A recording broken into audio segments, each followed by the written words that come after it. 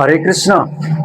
अभी इस्कॉन में सबसे बड़ी प्रॉब्लम इस्कॉन के भक्तों के अंदर एक ही चीज है, वो है रिलेशनशिप को लेकर। अभी फाइनेंशियल किसी को प्रॉब्लम नहीं है, सभी पढ़े लिखे हैं, सभी कमा चुके हैं या सभी का स्थिति अच्छी है।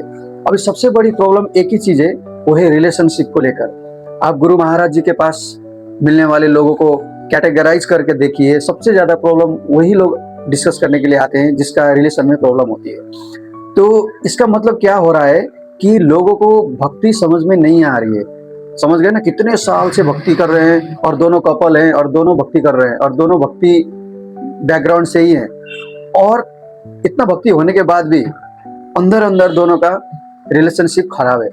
नहीं, डेली पासवर्ड चेंज करना पड़ता है, डेली एक दूसरे के ऊपर डाउट होता है, दोनों ऑफिस से लेट आते हैं। स्त्री को लगती है मेरे पुरुष किसी पर स्त्री के साथ गमन करते हैं, और पुरुष को लगता है मेरा स्त्री भी पर पुरुष के साथ गमन करती है। दोनों को डाउट और बहुत सारे प्रॉब्लम। किसी को तो बच्चे का प्रॉब्लम है, किसी का बच्चे नहीं हो रहे हैं, या कोई बच्चा बनाना चाहता है और दूसरा बच्चा बनाना नहीं चाहता है, इसी में लड़ाई झगड़ा चढ़ती जाती है। तो किसी न किसी प्रॉब्लम में उलझे हुए हैं। तो मैं ये समझाना चाहता हूँ कि ये कभी भी मत समझना कि हम भक्ति करते हैं तो हमारा फैमिली अच्छा होता है।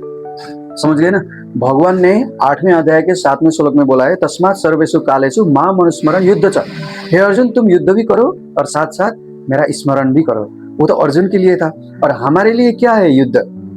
हम युद्ध करते करते भगवान का स्मरण कैसे करें? हमारे लिए यही युद्ध है। जब हम रिलेशनशिप में एक दूसरे से एक हो जाते हैं तो एक दूसरे को जो सहन करना पड़ता है, तो वही हमारे लिए युद्ध है। समझ गए ना? इस युद्ध में हमको रहकर, इस युद्ध में हमको संभाल कर अपने आप को भगवान का स्मरण करके इस शरीर को छोड़ना है, ना कि उस रिलेशन को तोड़ना है। हम सोचते हैं कि अब ये रिलेशन में तोड़ के डिवोर्स कर लेता हूँ, इससे ना लड़का खुश हो सकता है ना लड़की खुश हो सकती है। नहीं, किसी का फीलिंग तोड़ के, किसी का मनोभाव को तोड़ के आप इतने साल साथ में रह कर अगर आप अलग होंगे तो आपको जितना भी अच्छा कपल फिर से मिल जाए, जितना भी अच्छा फैसिलिटी मिल जाए, आप कभी भी खुशी नहीं हो सकते, क्योंकि आपने किसी का दिल तोड़ा है। आपने भयानक स्थिति में किसी का दिल तोड़ा है, जब किसी ने पूरा संसार छोड़ के आपके लिए एक हो गए थे।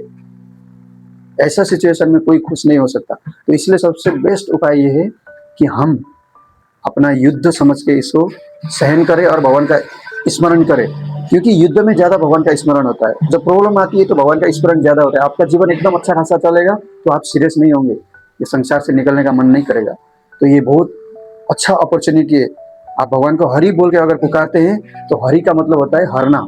भगवान हमारा जीवन में प्रॉब्लम लाएंगे और वो प्रॉब्लम में हमको स्ट्रांग बनाने के लिए कोशिश करेंगे और हमारा परीक्षा लेंगे कि हम भगवान के धाम में जाने के लिए तैयार है कि नहीं। समझ गए ना? किसी का भी फैमिली लाइफ अच्छा नहीं हुआ है। प्रभुपाद जी का भी पत्नी के साथ नहीं बनती थी, बुद्ध का भी नहीं बना है। समझ गए ना? और रामानुजाचार्य की भी पत्नी के साथ नहीं बनती थी, तुकाराम का भी पत्नी के साथ नहीं बनती थी, किसी की भी पत्नी के साथ नहीं बना है अच्छा रिलेशन।